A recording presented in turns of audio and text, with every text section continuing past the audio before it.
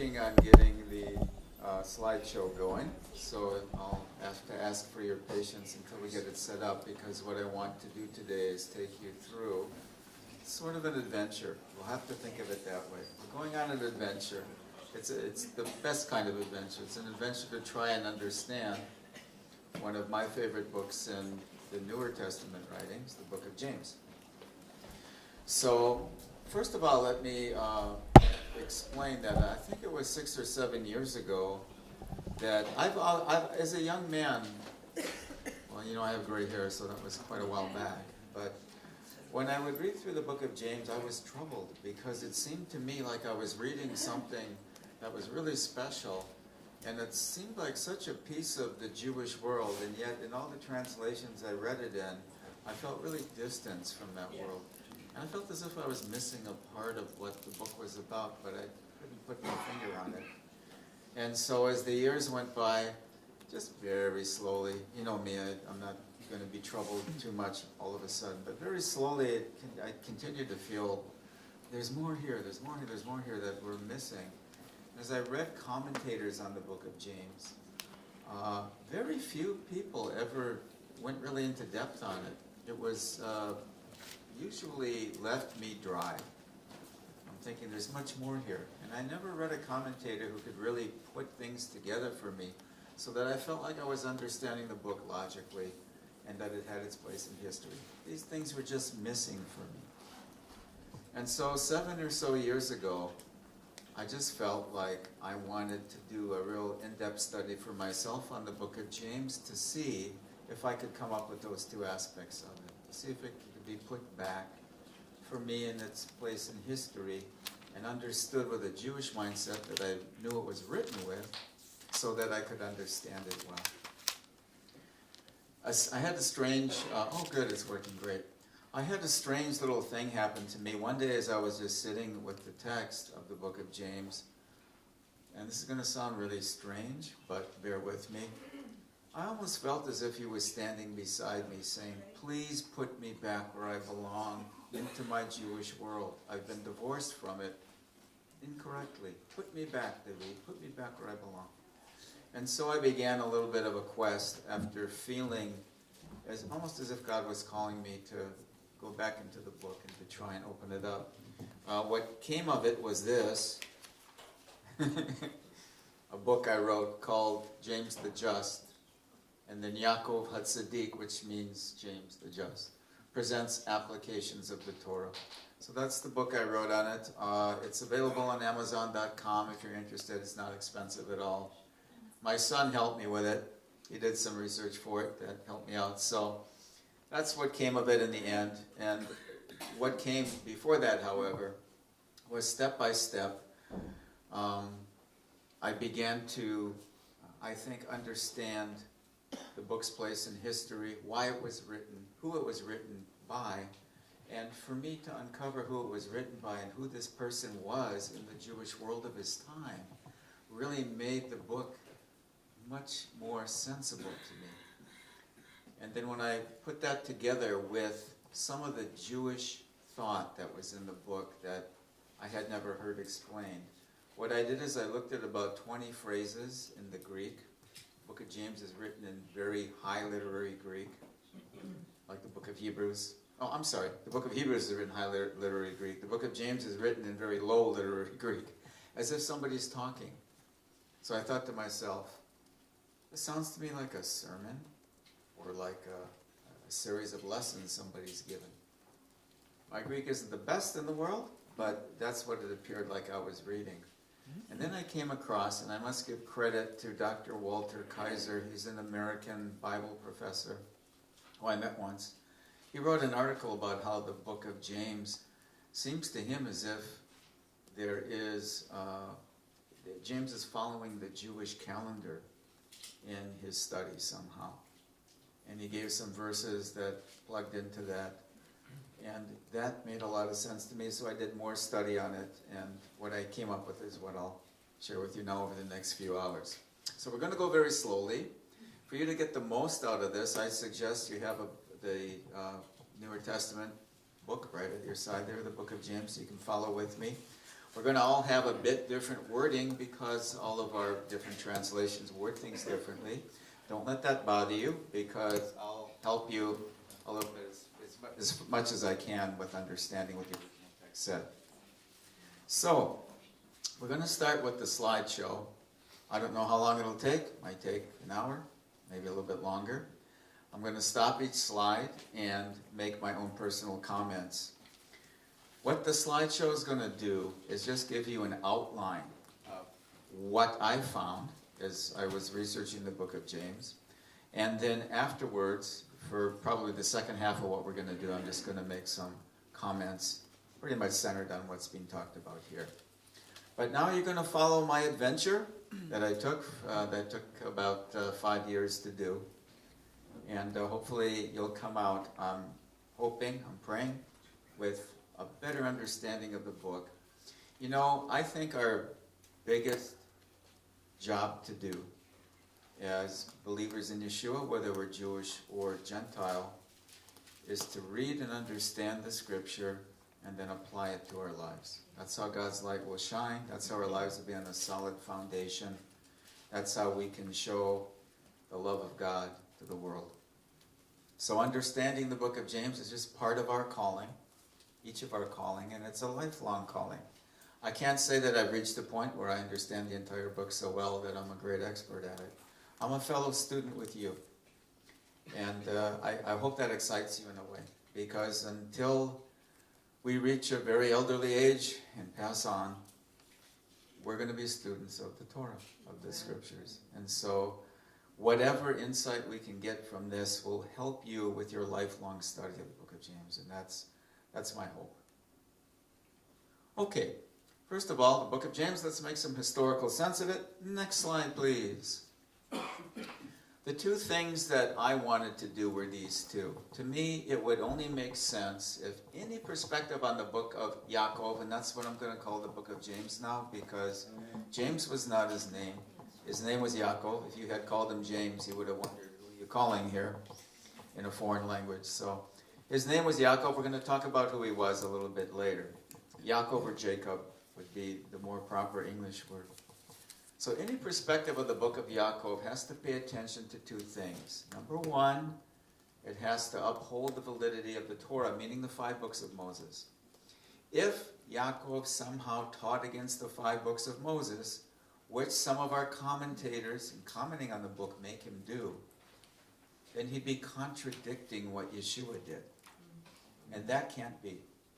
So for me, this was always a guideline for me of how to understand the book. As I'm looking at it, I have to find a way for things to be not contradictory with what Yeshua taught. Yeshua teaches in Matthew chapter 5, verses 17 through 20, that he didn't come to abolish or wrongly teach the Torah, but to establish it. Yeah. So Yaakov would have to teach the same thing. And you'll find that, at least in my perspective of things, that does happen, which made me very happy when I kind of came to that conclusion. Point number 2, any perspective on the book of Yaakov has to fit what we know of first century historical circumstances. So in other words, if my interpretation of the book of James contradicts what history tells us was happening at that time, then my interpretation must be off somehow. Okay? So in other words, we know who Yaakov was and what his role was, and what the early Messianic Jewish movement was going through at the time. And this will help us place the purpose of the book as we go later into it. Okay? So in other words, I'm saying if you're trying to understand a letter or a book or some writings that somebody does, and you're 2,000 years removed from it, we have some real difficulties, don't we? A language one, a culture one, and just plain what in the world is he talking about? What was happening at the time? I bring up this example sometimes. I knew my father pretty well, but if you found a letter that my father wrote to somebody, and in, say, 100 years from now, you would read through it, you'd understand the words. English isn't going to change that much in 100 years. You'll understand the words. You might even be able to identify some of the things he's talking about. But then if you give it to me, because I knew him, I was at that time period, I knew the culture, I knew his language, I knew how he thought, I'm going to be able to tell you a whole lot more about what he meant. In a way, well, every biblical book is like that, but the book of Yaakov is as well. The more we can understand about him, who he was, what he was doing, what his role was, we can understand how the book is really a reflection of all of that. And that'll be nice. So essentially, those are 2 points I always had in my mind as I was studying the book. This is a little bit like a flight I once took over the Atlantic Ocean. I think I was flying between Chicago and Israel in a Lufthansa plane, and we got struck by lightning somewhere over the ocean.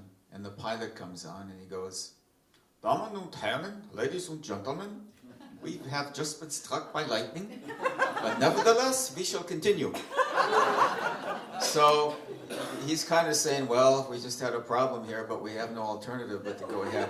In a way, studying the book of Yaakov is like that. We have a lot of things we don't understand, but that doesn't relieve us of the call to attempt to understand it. And so that's what I'll be doing here. Okay, next slide, please. I'm going to talk about a couple of things that are going to be probably brand new to most of you. And one of the things that if I talk to people about how I look at the book of Yaakov, many of them get very upset at me because I'm rattling a cage in a sense. I'm bringing up what I think the book is, which is totally different than anything I've ever heard. Now, sometimes when you're standing on an island alone with your ideas, I feel very uncomfortable because there's not a whole lot of people who have gone there before me. So here's what I'm saying. I wrote a professor at UCLA, the University of California in Los Angeles, the Jewish Studies professor there, who I respect very well. And I asked her what she thought of my idea that the book of Yaakov is what we call a rabbinic Yalkut. And I'll explain all of that in a minute. She wrote back to me and she said, "That's a real innovative and novel idea. I don't think it's correct exactly," she said, "but good luck in developing that idea." So I feel very much like, to me this is so exciting. I think I understand how this book fits into the Jewish world.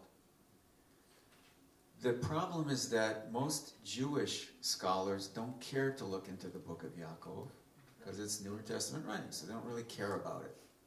So we haven't had real serious Jewish scholarship or Israeli scholarship looking what the book of Yaakov is. From the Christian side, there's too much of a distance and divorce that's been made in history from the Jewish world to understand the book. And so the book has been left kind of hanging there. And I hope my idea, first of all, is accurate. But secondly, I think this will return the book into a category that puts it back into the Jewish world. So let's look at it. I call the book of Yaakov a Yalkut. A Yalkut is a term from ancient rabbinic language, and it means in modern Hebrew a backpack or a knapsack. Now when I think of, I remember my sons when they were in grammar school, they used to carry, in Israel we always do, I don't know if you do here, probably most children around the world do these days, a big knapsack, almost as big as the pupil. And we can ask, what does a student put in their knapsack? Just think about it for a minute. Pens and pencils, books, paper, lunch, I don't know, pretty much everything they need to live through that day. And again, the knapsack is usually pretty heavy. You see little children today in Israel walking and they're almost stooped over with the weight of it. My grandson, I got a photo of him with a knapsack on like that from his first day of school, and you could barely see him. He was under the weight of it. But anyhow, a Yalkut, and the Hebrew didn't turn out there, whoops. It's a compilation, a collection, an anthology, or a compendium of writings. In modern Hebrew, a backpack. So in other words, what a Yalkut is, what the book of Yaakov is a collection of his words, of his teachings. Okay? If we remember that, I'm saying that because this was a popular and has been a popular thing to do in the Jewish world. In Israel, we had a very famous rabbi who died just a couple of years ago. His name was Ovadia Yosef. He was the chief Sephardic rabbi of Israel. So all the Jewish world that had come from Arabic-speaking lands To him, he was their chief rabbi, and they loved him. He wrote something called a Yalkut. They call it Yalkut Yosef, because Yosef was his first name. Family name, his last name. And Yalkut Yosef is the last thing I mentioned there. It's a 20th century Yalkut, and what it is, if you look at it, and you can get it today, it's a collection of his commentaries on the biblical laws it's developed in the 20th century. It's 30 volumes long, so it's a massive set of writings, thousands of pages, and very good scholarship. We call it a Yalkut today. Everybody would understand what you're talking about. It's this collection of his writings on a certain subject. I'm going to argue that that's what we have in the book of Yaakov. A collection of they are writings, okay? Collection of writings that Yaakov actually spoke and taught orally. So we must put ourselves back in that time period for a second. When a rabbi in Yeshua's time period would teach, he wouldn't write down his teachings. Everything was memorized and oral in society then. People had incredible abilities to memorize. They could memorize the entire Bible, and in fact, not only that, but when rabbis oftentimes in Talmudic literature, so in other words in rabbinic literature, are talking to each other, and they're talking about scriptures. They don't have the Torah. They didn't have books back then, obviously. They had scrolls of the scriptures. They wouldn't carry the scroll of the scripture to unroll it to the place they're going to talk about. They had memorized the entire thing. And so one rabbi would come to another and go, you know where it's written in the prophet? And he'd give the three first words of the verse. And the other rabbi, of course, knew where it was, knew exactly what it said, and they'd start talking about it. And he'd answer back, okay, let's reference where it says in the prophet Jeremiah, and he'll give 2 or 3 words to begin that verse, or that set of verses, and they know what it is and where it is, so they don't need to mention the rest of it. Okay, so what in Yeshua's time period, this is how people would discuss the scriptures. An incredible ability to memorize it and teach just on your feet without needing to open up anything, because there was nothing to open up. All right. I give you some other examples of different Yalkuts through history. So the first Yalkut, officially, rabbis collected writings that we know about, is somewhere in the 8th century. Now this is why the professor at UCLA wouldn't agree with me that the book of Yaakov is a Yalkut. She said we didn't really have that category until the 8th century. But I'm going to respond back and say that what we have is the exact same thing we have in a rabbinic Yalkut. You might not call it that officially, our scholars might not until the 8th century, but functionally, what we have is the exact same thing. So this is a known thing in the Jewish world, that our rabbi students, after the rabbi dies, sometimes while he's alive, like in Yaakov's case, will write down his main teachings, and so that they can preserve it. We're told by Jewish historians and by rabbis and in rabbinic literature that as time went on in the 1st century and up to the 2nd century, people's memories were not able to memorize the scriptures as well as previous generations. So writing things down was a good idea, they said. Now, there's some history behind that. Why would people's minds start to fail them? Well, they weren't really. What was happening was Israel had 2 wars against the Romans and lost them both. Many young people, especially rabbinical students, were killed during the wars or died somehow through the attrition. That would mean there were fewer people around who were scholars of the scriptures. And so writing it down is a good idea, to get it standardized, to preserve it, and to pass it on. And I think that had something to do with it. Okay, next slide. What does a Yalkut do? And we should say then, does the book of Yaakov do this, to fit into this? Number 1, it explains biblical passages, most often arranged according to the order of verses in the Bible. So for example, if you take a look at the modern Yalkut Yosef, which I mentioned, written by the chief Sephardic rabbi, he talks about the different interpretations and applications of biblical law. As he does it, he progresses first from the book of Genesis, Exodus, Leviticus, Numbers, Deuteronomy. It's an order. Now, why would it be an order like that? To make its meaning clear and relevant to the world. I'm going to argue later, this is exactly what the book of Yaakov does. And as we go through the book of Yaakov, one of the exciting things to me, and one of the things that hit me at first as I'm looking at the book, is how Yaakov talks about scriptures that are all from the book of Leviticus. As I'm looking through it, he's quoting a lot of quotes. And I'm thinking to myself, oh my goodness, these are all found in Leviticus chapters 19, 20, and 21. Almost all of them. Okay, he gives a couple from the book of Deuteronomy and a couple from the book of Psalms. But he's really concentrating on Leviticus 19 through 21. And I'm asking myself, is he giving us a commentary on this particular Torah portion? Which led to a search to see how ancient Torah portions worked. I'll get to that in a minute. Next. Okay, so I've talked about some of this, so I'm going to suggest that the book of Yaakov is a Yalkut. It's a compilation of his shiurim, is the word we use in Hebrew, meaning lessons that he taught. So the book of Yaakov, a collection of his teachings on the Torah. We'll skip the second point. I talked about that. Now, my feeling was that Christian commentators haven't really understood the gist or the main point of the book or why it exists. Why write the book of Yaakov? Why? There must have been a need. Paul writes the books of 1st and 2nd Corinthians. We don't have to ask why. It's because he's addressing some really bad problems that existed amongst the believers in that city. We see that in the internal evidence of the book. A question must have been asked to him. What do we do here? We have a man who is having sexual relations with his mother-in-law. Is that wrong? They asked Paul. So in chapter 4, he puts the fist down and he says, oh my goodness, what kind of question is that? Of course you have to do something. Kick the guy out. And in chapter 10, somebody must have asked him, when we go and buy meat in the marketplace, can we buy meat that we know has been dedicated to an idol? So Paul goes, listen, here's how you should. In other words, there are specific problems he's addressing. We know why Corinthians is written, in order to address the problems the people in Corinth had.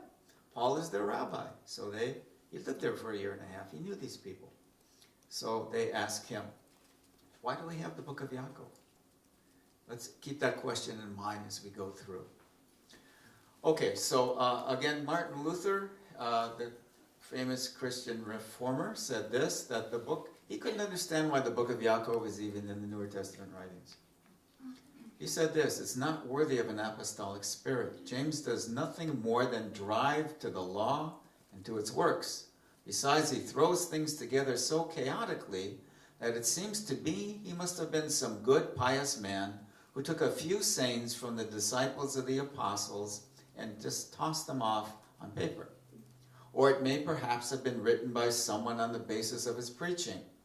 He calls the law of liberty, that's chapter 1, verse 25, though Paul calls it a law of slavery, of wrath, of death, and of sin. Now, I'm going to say I don't think that Mr. Luther understood what the book of James is about. Okay, he had a very sharp mind, but on this point, he's giving a very typical, what I still hear basically said today about the book, if you read some commentators on it. Okay, can we go to the next slide? Okay, now let's go into history a little bit, and this will help us understand why the book is written. Who are the recipients of this scroll and its teachings? And let's remember that the book of James would have been a scroll. And it was a scroll that is sent out from Jerusalem to Jewish believers in other places. Chapter 1, verse 1 of James tells us that. Here's the verse. To the 12 tribes scattered among the nations. That is then, this scroll or the book or this letter is written to instruct Jewish believers or Messianic Jews who lived in the diaspora. So what's the diaspora? The galut, as I put it there in Hebrew. It would have been the western area of the Jewish diaspora, meaning Jewish communities of Jewish believers in Italy, in Turkey, Syria, and Lebanon of today. Those were the recipients of the book. And we do know that there were scattered communities, very small ones, of Jewish believers in those areas. So, why would Yaakov be concerned about them? They have their own local leaderships. What's he care? It's a good question to ask. I'll answer it though, because we don't want it to go too far, but we'll talk about this a little later. We should think of Yaakov as the chief rabbi of the early Jewish believers in Jerusalem. They looked to him as their chief rabbi. The chief rabbi's role is to care about everybody who's a believer, especially from Jerusalem. Why? Jerusalem is the center of belief in Yeshua among Jews, and from Jerusalem was sent people like Paul and Peter. And what were their jobs? It was to carry the good news into the diaspora lands. Peter to Jewish communities, Paul mostly to Gentile ones, but you'll always read he stopped first in the synagogue and he made himself known to his people until the day he died. That's what he did. You find him in Acts chapter 28, just before he dies, calling for leaders of the Jewish community to come to visit him when he was under house arrest, so he could explain to them why he's there, what he's doing, what he's all about. Remember, they said to him, we haven't even heard of this movement you're talking about. But anyhow, this book of Yaakov is going out to these people. Okay? Next. Now that we know the book's going out to these people, what is it that Yaakov is trying to do? What's he trying to tell them? The first thing he does, and these are my summaries, is what we call in Jewish thought. Now we're going to tie the book of Yaakov back to the Jewish world, to the world of the rabbis, because I'm going to argue again that's the world this book was produced by. Yaakov and Yeshua, who I believe was his half-brother, before him, everything they teach, everything they are, is formed by the Torah. Is formed by them being devout Jews who love God. Okay, both of them.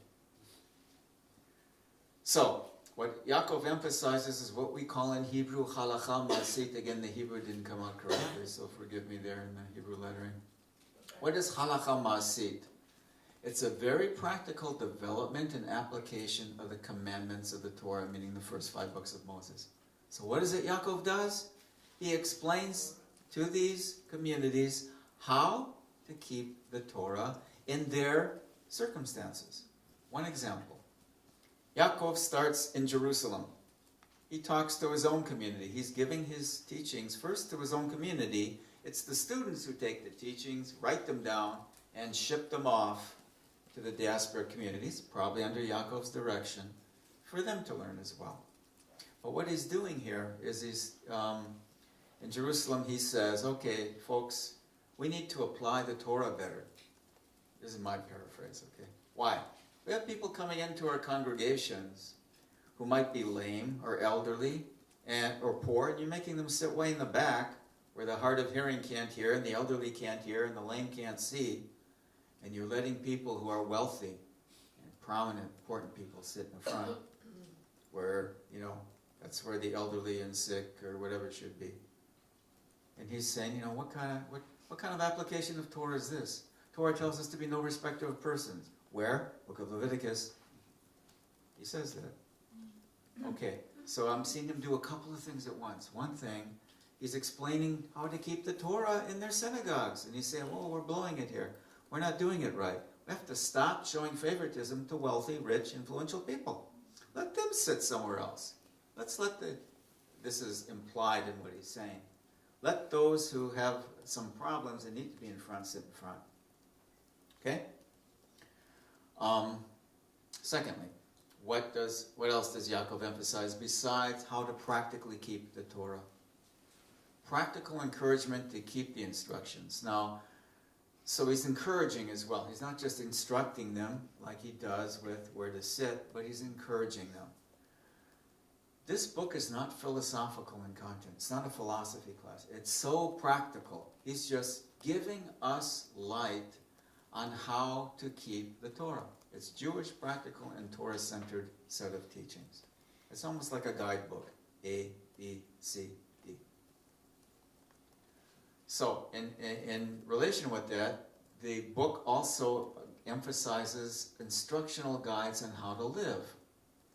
And if I could summarize the one thing it does, the one thing that ties the entire book together, I'd say look at Leviticus chapter 19, verse 18. Let's pay attention again. Leviticus chapter 19. Where it says, you all know this verse, you will love your fellow man as yourself, or you'll love your neighbor as yourself. Now, what I see the entire book focusing around is explaining how to do that to his community, and then, of course, later to his students in the diaspora as the scroll is sent out to those communities. So, he's trying to answer in his book, how do we do Leviticus chapter 19, verse 18 in our communities? That's really what he's talking about. Okay? So let's keep that in mind as we look at all the various ways this is done, as he's trying to give them practical lessons or practical advice and encouragement on how to keep the Torah. Everything he's going to talk about is, as Yeshua said when he was asked, what's the most important part of the Torah? And Yeshua said, hear God, love God, and love your neighbor as yourself. Everything else hangs on it. So in a sense, this is what Yaakov is doing. He is trying to help his communities deal with that aspect of who they are. Next, please. Okay, this is very interesting. Remember I said that you can find just about everything that is quoted by Yaakov in the book of Leviticus. Here's a table for you. We look at Leviticus in particular, we're going to go through each of these scriptures because I want you to see this. What's written in the book of Leviticus, chapter 19, and verse 12, 13, 15, 16, 17, 18, 19, 37, and then we're going to jump to chapter 20, verse 8, are all quoted by Yaakov somewhere in this book. And this, to me, after I saw it, cannot be considered a coincidence. Yaakov or his students were doing this on purpose. In the book of James, there are the parallel places in the book where you find him quoting the verses on the left. So I would ask on the bottom, do you notice a pattern regarding the subject matter of the book of Yaakov from this chart? And of course the pattern would be, it goes back to Leviticus chapter 19. Very nicely. Now this is not my original table. Again, I have to credit Dr. Walter Kaiser with first coming up with it. I read it in an article he published some 20 years ago, and I was really impressed by it. So let's take a look at these scriptures. I'm going to sit down while I do this. And we're going to see both from Leviticus and from the book of James how these parallels take place. This is a bit laborious, but this is our job as students of the scriptures. Chapter 19, let's start at verse 12, which states, "Do not swear falsely by my name, and so profane the name of your God. I am the Lord." Now in Jewish thought, this meant, when it says to swear falsely, to take an oath falsely. And you know, Yeshua taught against taking oaths, and so does Yaakov here, agreeing with his brother. What does it mean to take an oath in the ancient world? It means if I'm making a business deal with you, and you say to me, okay, how can I guarantee you're going to have your products here on time? Because I've just paid you for them. And I say to you, I swear by the holy God of heaven and earth that he will bring it to pass. I shouldn't do that because I'm making God responsible for my business deal. He's not responsible for my honesty. I am. He's not responsible for me making my business life an honest one full of integrity. And he's not going to guarantee that I have my products, my 100 barrels of olive oil to you by the date that I said. That's up to me. He can help me get there, but I should not make his name involved in it. Because what would happen sometimes in law here is that someone would sue somebody else, take them to court, one of the lower Sanhedrins we call it in history, and say, my neighbor here promised that he would give me, and he swore here by God's own name, he'd give me 50 barrels of his best olives, and in payment for 30 drachma. I gave him 20 drachma already. Now he tells me his olive trees are all dead and he has nothing. He has to give me that money back. And he's saying, well, God didn't provide the rain this year. It's not my fault. It's his fault. Look, I even said here on the contract. So the judge would obviously have to say the oath is not valid. However, sometimes the oaths were considered valid. So we had a big problem. And Yaakov is saying, well, we're told in the Torah, look, don't make an oath. Let your word be your word, said Yeshua. Your yes is your yes, your no is your no, and it'll stand on your own integrity. And that's what Yaakov is affirming here. I'm sorry, what the book of Leviticus is affirming. And Yaakov will later bring it in here. So let's take a look at chapter 5, verse 12 of the book of Yaakov.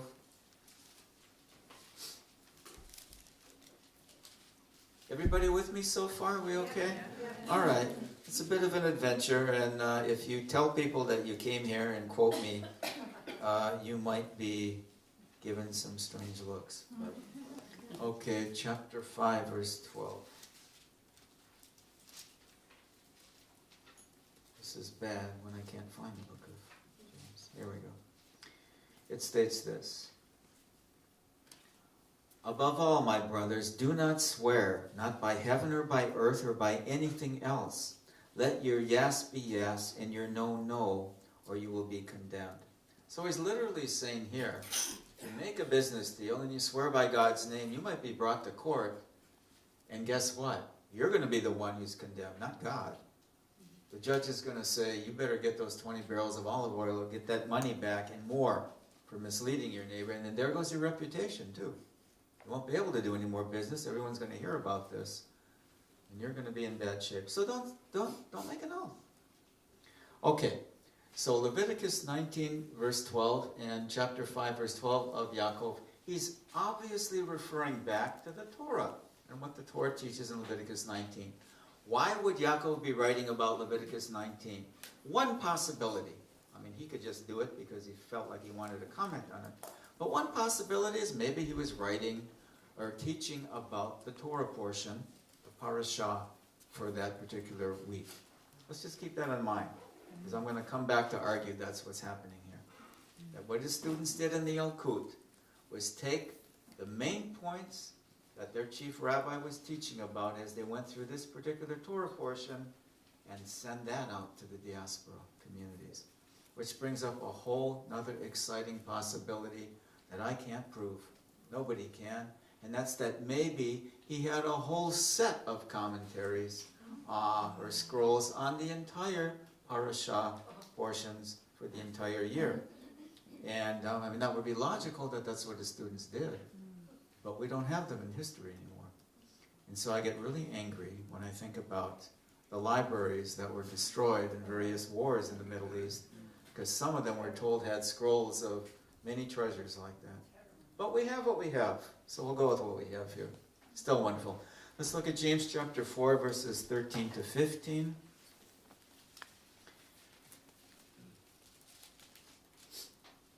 James chapter 4. Now listen, you who say, today or tomorrow we'll go to this or that city, spend a year there, carry on business and make money. You do not even know what will happen tomorrow. What's your life? You're a mist that appears for a little while and vanishes. Instead, you ought to say, if it is the Lord's will, we will live and do this or that. Okay, so what he's emphasizing here, obviously, is you don't know what your business life is going to be like. You don't know what's going to happen, and therefore, instead of swearing that this is going to happen, or even believing that a particular business deal is going to end up this way, or life is going to do that, we have to be more humble in a position. So he's more or less affirming what Leviticus says in Leviticus chapter 19, that swearing oaths like that is not a good practice. Yes, ma'am, we have a question from the back. Yes, I'm just wondering if people have questions, if you would like them to just raise their hand and ask, or if you'd like them to wait till the end, or how would you like Here's what we'll do. I'm going to take a break in about 10 minutes. I'm not as young as I used to be, so I need breaks. And during the break, you can just sit there and ask questions. My break isn't teaching. Okay? And I'll only do 3 or 4 questions so we can move on. because we got quite a bit to cover. Everybody okay with that? So if you have a question, keep it in mind, and we'll do it that way. Sorry, Okay. will copies of the slides be available? I imagine we can do that. What did you say? Buy the book. By the book, Yes, sir. sir. I've read Debbie's book Yeah. on this. Buy the book. Yeah. That's what I want to encourage you. Yeah, there's pretty much nothing I'm going to say except for the Lufthansa. Wait a minute, even that's in the book. Okay, 10 more minutes, then we'll have some questions. We'll get through with this list first. Chapter 19, verse 13 in Leviticus. Let's go there. Okay, 19, 13. And it reads this. Do not defraud your neighbor or rob him. So that is really good Torah there, very basic Torah. What does Yaakov say, chapter 5, verse 4? Look, the wages you failed to pay the workmen who mowed your fields are crying out against you. The cries of the harvesters have reached the ears of the Lord Almighty. What's he saying here? He's basically giving an example of what Leviticus talks about in 19:13, where it says, don't defraud your neighbor or rob him. It's considered in the Jewish world, and we read this in the Torah. If you're my workman, and I don't pay you at the end of the day for the work you did, that I defrauded you. I have falsely hired you. I didn't keep the Torah. The Torah says to give you your wages at the end of the day. Why? Well, we don't do it today, do we? We get it paid maybe every 2 weeks, sometimes every month. I don't know, whatever installment you get paid in. It's because back then you had to go to the market every single day to get your food. And if I didn't get paid at the end of the day, my wife couldn't go the next morning and get food for us. Right? It's the way the economy was set up. It's the way they didn't have refrigeration back then, so you couldn't really preserve your food. So it was very necessary to do that in order to ensure that a person could live. So God is the one who said, don't hold back those wages. If I do, I am guilty of robbing you, according to God, not according to any human thought. So Yaakov is making a connection here, and he's saying in order to keep what's written in 1913, you better make sure that you keep this, that you're going to pay your worker what they deserve at the end of the day. Now, I don't know if there was a problem with that in the Jerusalem area. I don't know specifically what he's addressing, so that's one of the kind of empty spots we have, or if he's just talking in general, or if he's just giving a type of example. If he's teaching on the parashah, you know, rabbis do this, I imagine all Bible teachers do. You just give examples of maybe what the scriptures mean when it states something. So he might just be doing that here too. Okay, let's move on. Chapter 19, verse 15 of Leviticus states, do not pervert justice, do not show partiality to the poor or favoritism to the great, but judge your neighbor fairly. And this had to do with all sorts of judicial procedures back then, as well as just simple treatment from human to human. So let's take a look at chapter 2, verse 1. This is one of our more famous examples here. We talked about this before, but let's read it. My brothers, as believers in our glorious Lord Yeshua the Messiah, that, by the way, sounds almost as if it's a Eastern Orthodox Church title. But if you boil it down to what happened in the Jewish world back then, he was calling Yeshua by a very Jewish, Torah-centered, honorable name here. He was giving honor to his half-brother and Messiah, as he calls him this. We do that today in the Jewish world. We have terms when we want to address, say, a distinguished rabbi. We would call him Admor, which is Hebrew for our rabbi, our teacher, and our master. That's what I would do. And sometimes, if you ever go to Poland, I don't know why you would, but if you ever go to Poland in Jewish graveyards, a famous rabbi will have a stone, and it says, here is buried Admor so-and-so. Here's buried our rabbi, our master, and our teacher. In a sense, that's what Yaakov is doing here. He's giving a title of honor to his brother when he calls him our glorious Lord, the Messiah. Anyhow, Okay, suppose a man comes into your meeting wearing a gold ring and fine clothes, and a poor man in shabby clothes also comes in. If you show special attention to the man wearing fine clothes and say, here's a good seat for you, but say to the poor man, you stand there, or sit on the floor by my feet, have you not discriminated among yourselves and become judges with evil thoughts? So, 1915, how not to be full of favoritism is shown to us by an example in chapter 2, verse 1. This would be such a great illustration of chapter 19:15 if Yaakov was doing a teaching on that particular verse, wouldn't it? Logically, it makes a nice connection to me. If you ask me, tell me what you think the scripture means, I might just give you an example. That's a good way. Yeshua did that all the time. Yeshua is not, okay, I'm going to step on some toes. Yeshua is not a good theologian. Paul's even worse. They're not dealing with systematic theology. They're dealing with, the Torah says this, here's how you do it. Here's what we have here. Okay, chapter 19, verse 16 of Leviticus states, do not go about spreading slander among your people.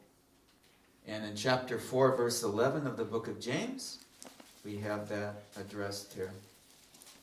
It states, brothers, do not slander one another. Anyone who speaks against his brother or judges him speaks against the Torah and judges it. When you judge the Torah, you're not keeping it, but you're sitting in judgment on it. So again, very direct connection there. Don't spread slander amongst your people. Don't speak ill of your brother. From Leviticus 19, Yaakov repeats that, and then he gives a little bit of his own twist on it, a little bit of his own explanation of what that could look like. And then he said, listen, if you do doing that, you're telling me that's what's written in chapter 19, verse 16, isn't worth anything. You're judging it. You're telling me it's not really part of the Torah because I'm not going to keep it. I'm going to speak ill about this person. So you see what he's doing again. He's looking back to the book of Leviticus and giving us a bit of an explanation of it. Again, very logically done if he's doing commentary or teaching on the Torah portion for that week, which, by the way, I need to explain this right now. I talked about the different ways that the parashah was divided up in history. Today we do a parashah reading that takes 1 year to get through the 5 books of Moses. Everybody know that? Yeah. Yes. Okay, because you probably do it too. And then every Sukkot, just after Sukkot, we turn back the Bible to the book of Genesis chapter 1 verse 1 and we start over again. So just a few weeks ago we began a new cycle of reading. In the ancient world in Israel, it took them 3 years to get through a biblical cycle. So they did it with shorter portions than we have today in order to do that. But as far as I know, now we don't know in history exactly where the parashah began and where it ended. We're not told. We have no firm record of that. But Leviticus 19, 20, and 21 are really a literary unit. What do I mean by that? They do the same thing. And I'm thinking it's not only possible, but it's probable and likely. And I've never spoken to another scholar who would say I'm particularly wrong in this. It's logical that they were together in the same Torah portion, same parashah, even in the ancient world in the 3-year cycle. So this would make sense. There's nothing to disprove it, at least. Okay. Ready?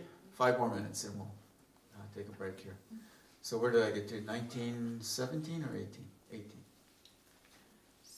17, sorry. Chapter 19, verse 17. Do not hate your brother